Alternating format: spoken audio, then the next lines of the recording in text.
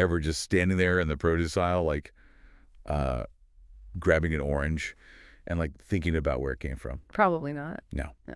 But get ready to have your mind blown, because today we're going deep on the orange. That's right. You provided us with this Wikipedia article on oranges, and we're going to squeeze all the juice out of this thing. We're going way beyond just the basics. Yeah, like just saying, oh, it's a hybrid of a pomelo and a mandarin. Right.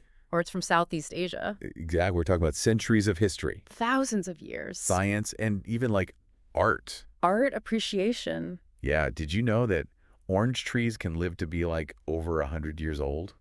Really? Yeah. It's crazy. Wow. These aren't just fruits. They're practically living history. So speaking of history, let's start there and trace the journey of the orange from ancient times to the fruit aisle. Well, and what's really fascinating is this isn't just about the orange. This is about, like you said, history, but like the history of agriculture. Right. The rise and fall of empires, even like what kings and queens like to eat. It's true. The Wikipedia article here says that the earliest mention of an orange was way back in 314 BC. Wow.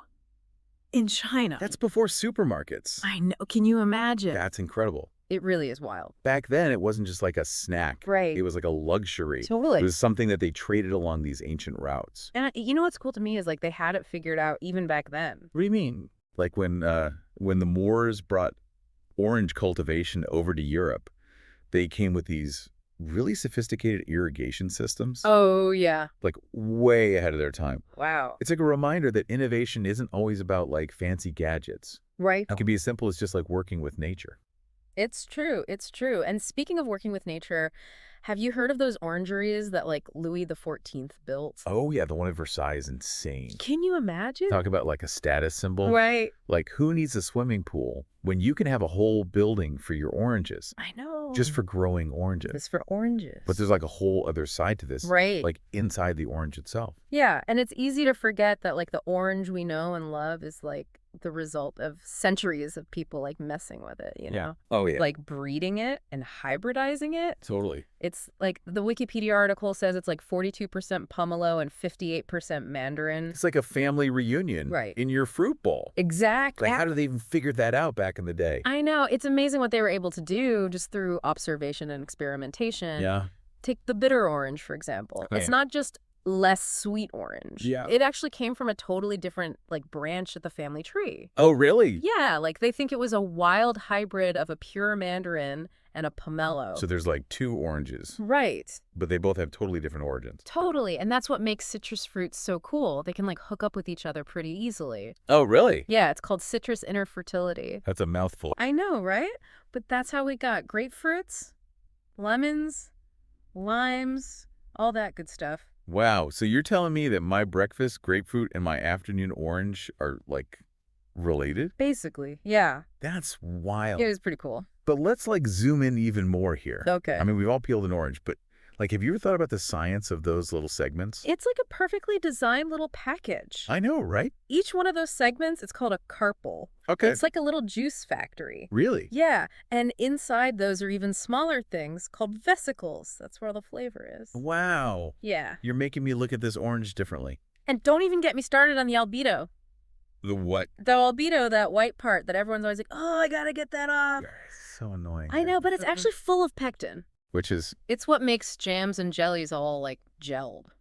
oh, wow. Yeah. So even that part has a use. Huh, who knew? But, you know, it's not all, like, ancient history and science. Yeah. Like, nowadays, they've got all sorts of technology to grow oranges. Yeah, the Wikipedia article mentions grafting and these crazy machines that like shake the oranges right off the tree. I've seen videos of those things. They're wild. I know, it's crazy. But it's not always easy being an orange grower. Right, there are a lot of challenges. Yeah, like that citrus greening disease. Yeah, what's that all about? So it's this bacteria, Okay. and it's spread by this tiny insect called the Asian citrusillid. Okay. And like once a tree gets it, that's it. There's no cure. Oh, no. Yeah, it's a huge problem for orange growers. Wow. It's crazy how something so small can have such a big impact. I know, it really makes you appreciate the balance of nature. It really does. Oh. But on a lighter note, Okay. let's talk about art for a second. Okay. So we've talked about oranges and like history and science, but like who knew that oranges were like a big deal in the art world too? Oh, yeah, totally. Like, they've been showing up in paintings and stuff for centuries. It's wild. Like, our Wikipedia article mentions this painting from the Song Dynasty in China called Yellow Oranges and Green Tangerines. Catchy title. I know, right? And get this, Botticelli.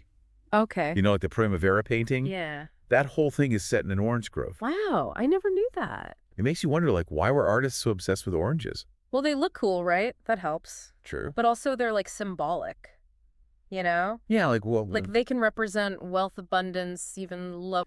Interesting. Yeah, like some cultures use orange blossoms in weddings. Oh, yeah, for, like, purity and stuff. Exactly. And remember that scholar we mentioned earlier? Christina Mazzoni. Yeah. Yeah.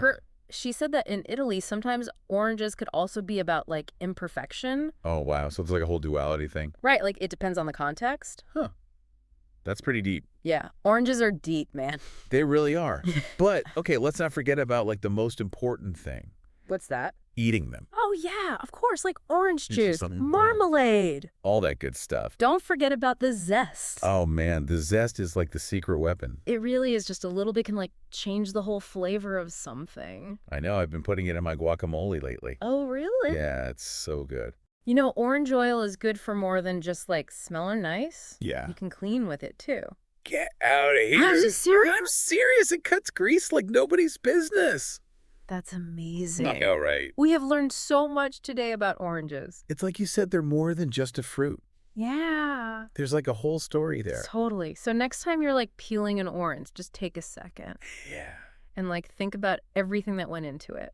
Appreciate the orange. Appreciate it.